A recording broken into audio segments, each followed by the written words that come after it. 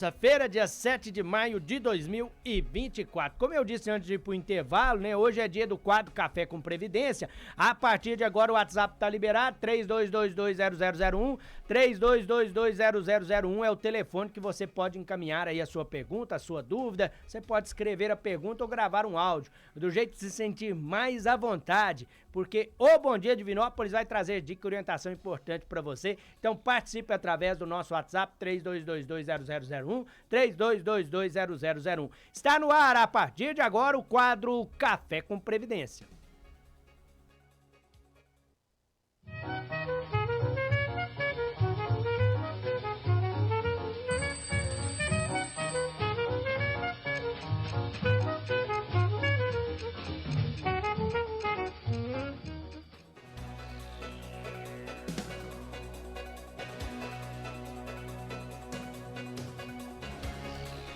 E quem está comigo ao vivo aqui nos estúdios da Minas FM é o André Rodrigues, né? Ele que vai trazer aí uma dica, uma orientação e responder as suas perguntas. Bom dia, viu, André? Seja bem-vindo. Bom dia, Flaviano, Ian, todos os ouvintes, telespectadores. Mais uma vez, é uma satisfação estar aqui participando desse quadro. E como sempre a gente faz, a gente traz uma dica inicial. E hoje eu vou falar, Flaviano, sobre o auxílio-doença. Até atualmente o nome técnico correto é benefício por incapacidade temporária, mas a população conhece como auxílio-doença. E existe uma modalidade agora que o INSS disponibiliza, que o cidadão pode conseguir esse benefício sem passar pela perícia médica, é por meio do ateste médio. Então, como que funciona? Primeiro, é importante a gente falar quem tem direito ao auxílio-doença. A pessoa, o empregado que fica incapacitado para suas atividades laborais por mais de 15 dias, ele tem direito a solicitar esse benefício no INSS. Então, os 15 primeiros dias é por conta do empregador, do patrão, passou de 15 dias, ele vai para o INSS. Então, agora existe essa modalidade que é via atestado médico. Quais são os requisitos? Primeiro, o trabalhador tem que ter a qualidade segurado, ou seja, antes do requerimento ele tem que ter contribuído por no mínimo 12 meses. E o atestado tem que ter alguns requisitos, que são requisitos simples. O nome completo do trabalhador, a CID, que é a classificação internacional da doença, ou seja, o código que especifica aquela doença que ele tenha no momento, o período que ele precisa ficar afastado das atividades, e esse atestado não pode, a data dele não pode superar 90 dias da data que ele está fazendo aquele pedido. Então tem que ser um atestado mais recente. E além disso, lógico, tem que ter o nome do médico, o carimbo e o CRM. Então, tendo esses requisitos, ele vai entrar pelo meu INSS, vai juntar documento de identidade, o atestado médico, e se tiver tudo ok, vai ser concedido sem que ele passe pela perícia. Lembrando que tem uma limitação de 180 dias. O benefício, o máximo dele por esse meio é por 180 dias.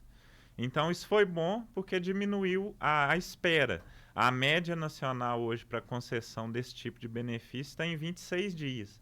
Então tá rápido em comparação com o que era pelas perícias médicas. Então foi uma válvula de escape aí para o trabalhador que não precisa ficar afastado por mais de 180 dias, ele não precisa passar pela perícia.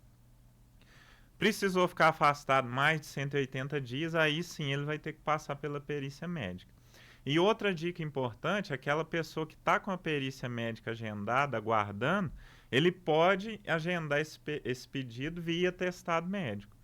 Nada impede. Aí a perícia fica marcada, ele vai ter que comparecer no dia da perícia, mas ele pode ter o benefício concedido antes via atestado médico.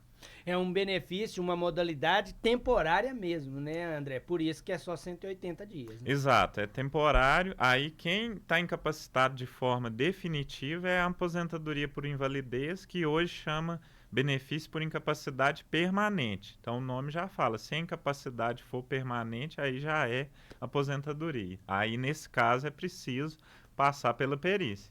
Aí uma dica, uma orientação extremamente importante para você, ouvinte e telespectador aqui do programa Bom Dia Divinópolis. A partir de agora o WhatsApp tá liberado, 32220001, 32220001 é o telefone que você pode encaminhar a sua dúvida, a sua pergunta, porque o doutor André vai responder você. Inclusive a gente já tem perguntas, né, Ian? Vamos trazer aí a primeira dúvida. Bom dia, Flaviano Cunha. Café com INSS. Eu gostaria de saber do doutor, porque há 7 anos sou aposentada. Todos os meses estão descontando de mim 50 e tantos reais. Nunca fiz empréstimos e há 7 anos, né, que eu sou aposentada já, e eu gostaria de saber onde procuro e como faço para poder ressarcir esse dinheiro. Aqui é a Aninha, do Nilda Barros. Obrigada. Obrigado, viu, Aninha? Bom dia, Aninha. Ótima pergunta, porque isso vem acontecendo muito, esses descontos sem autorização do beneficiário. Então, o primeiro passo, ela tem que baixar o extrato de pagamento no portal Meu INSS, porque lá vai vir discriminado a que se refere esse desconto. Geralmente, se for um sindicato, uma associação, vai ter o nome dele lá. Aí, identificando para onde está indo esse pagamento, ela tem que procurar fazer contato com esse órgão e solicitar o cancelamento desse desconto. Caso isso não seja feito, ela tem que procurar até a via judicial para fazer esse cancelamento, porque ela disse que não autorizou, e ainda assim buscar o ressarcimento. Você já falou sobre isso outras vezes, né, André? É extremamente importante as pessoas conferirem o extrato, né? Muitas pessoas não têm esse hábito, mas é extremamente importante todo mês você conferir o extrato, porque ali o banco é obrigado a detalhar todos os recebimentos e os descontos. Isso, vem detalhado e é bem simples. No aplicativo Meu INSS, na tela inicial tem o ícone extrato de pagamento. Então você clicou, já vai aparecer lá o pagamento do mês e vem discriminado todos os descontos, explicando para onde que está indo. Então, no caso dela, o primeiro passo é fazer isso e entrar em contato com essa instituição que está descontando e solicitar o cancelamento. Eu tenho aqui outra participação, é a participação do Júlio. Muito obrigado, viu, Júlio? E da Helena também, né? Muito obrigado, viu, Helena? Ela quer saber o seguinte: quem está aguardando uma perícia judicial precisa parar de contribuir com o carnê da Previdência? Bom, no caso aí, ela deve ter entrado com o processo judicial buscando um benefício por incapacidade. Então, o ideal é que não contribua, porque senão há um conflito, né? Porque ela está pedindo um benefício sob a alegação de que não pode trabalhar. A partir do momento que ela contribui, subentende-se que ela está trabalhando. Então, o ideal, a não ser que ela contribua como facultativo, que é o código de quem não está tendo renda. Aí não tem problema nenhum. Agora, se ela estiver pagando como autônomo, aí pode prejudicar ela nesse ponto. Eu tenho aqui outra dúvida, essa dúvida, inclusive, tem sido frequente aqui, né? O André já respondeu outras vezes, né? Quero saber se a revisão da vida toda ainda tem chance, né? A expectativa é zero, né, André? Infelizmente, não. A gente teve uma decisão mês passado do Supremo, né, que é em última instância, que não reconheceu o direito a essa revisão. Então, no momento, a gente não vê chance de mudanças, não.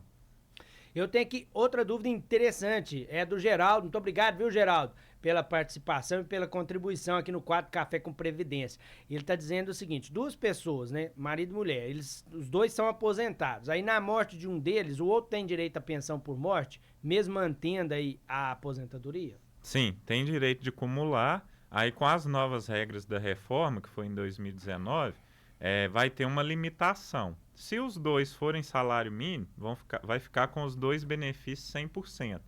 Agora, se um for maior do que o salário mínimo, vai ficar com um 100% e o outro vai ser feito o cálculo, vai ter uma limitação, mas pode receber pensão e aposentadoria sem problema nenhum. É um dos poucos casos, né, que pode acumular, né, André? Isso. Então, pouquíssimas opções, né, de acúmulo de benefício. Por exemplo, quem é aposentado não pode receber auxílio-doença, é proibido acumular. Mas no caso da pensão e aposentadoria é permitido, porém tem uma limitação. Por exemplo, se a pessoa tem uma aposentadoria de 3 mil e o marido deixa uma pensão de 3 mil. Antes da reforma, ela ficava com as duas 100%. Agora não, uma ela vai ficar 100% e a outra vai ter uma redução, mas pode receber as duas.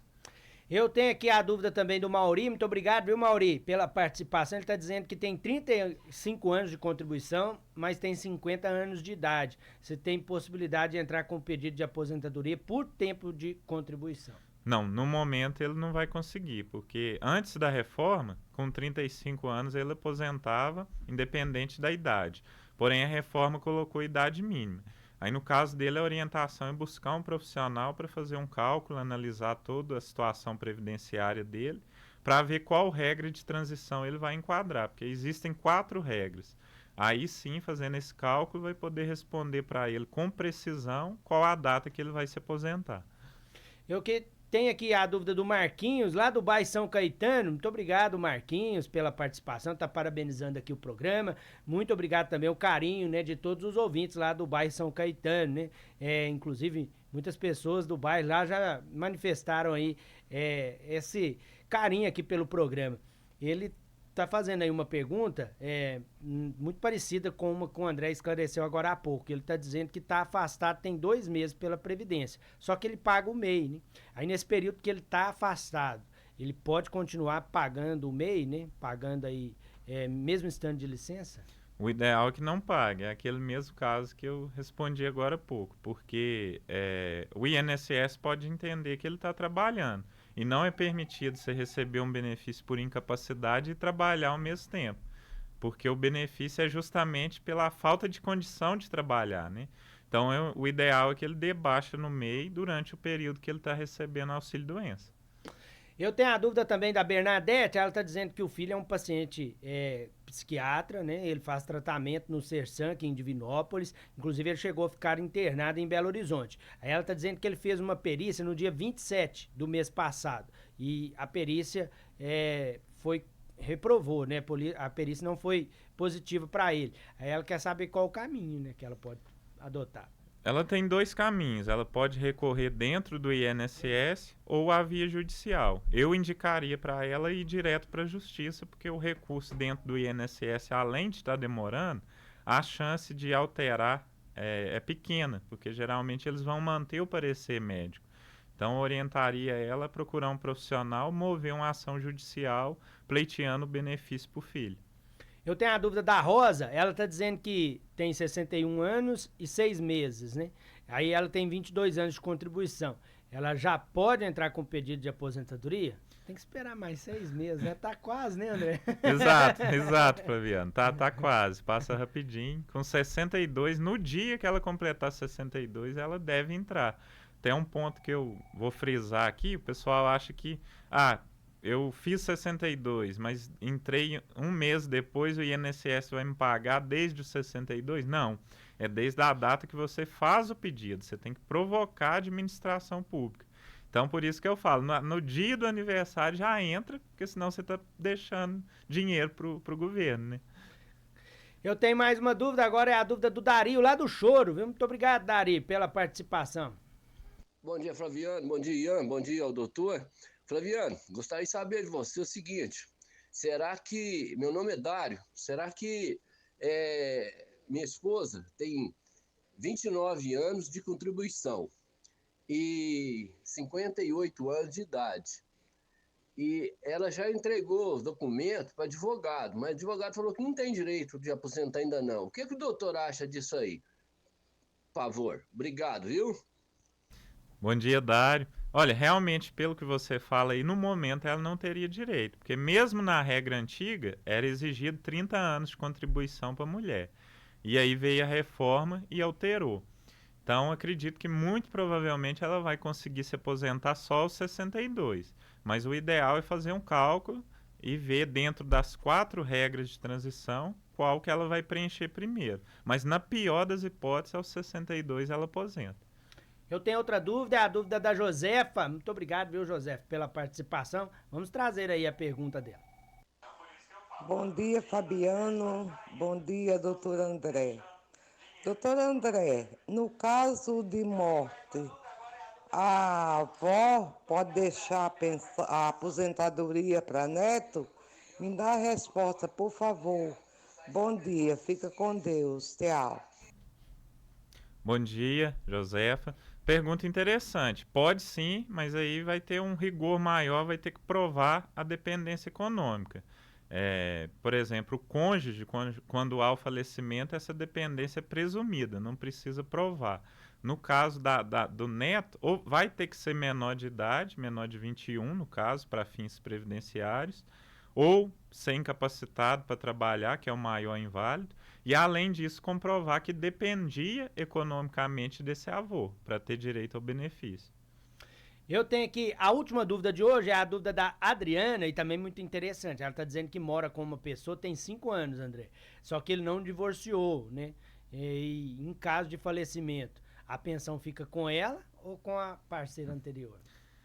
No caso aí tá uma situação que, em tese, as duas teriam direito. Uma porque no papel, oficialmente, ele ainda é casado, né?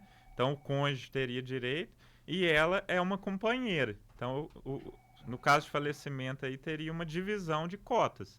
Então, o ideal aí, já que ele não convive mais com essa esposa anterior, né? É que ele faça o divórcio e até mesmo faça o reconhecimento dessa união estável, porque aí ficaria tudo regularizado. Orientação importante aqui do Dr. André, né? Essa é a proposta, trazer sempre esclarecimentos e orientações para todos os ouvintes e telespectadores aqui do programa, porque esse é o quadro Café com Previdência. Muito obrigado, André, pela participação. Eu que agradeço mais uma vez a todos os ouvintes aí que enviaram perguntas, que nos prestigiam com a audiência. Um forte abraço. E eu reforço aqui, né, que a participação do Dr. André, ela fica disponível lá no portal sistemampa.com.br, porque serve de orientação para outras pessoas. É só acessar o portal sistemampa.com.br.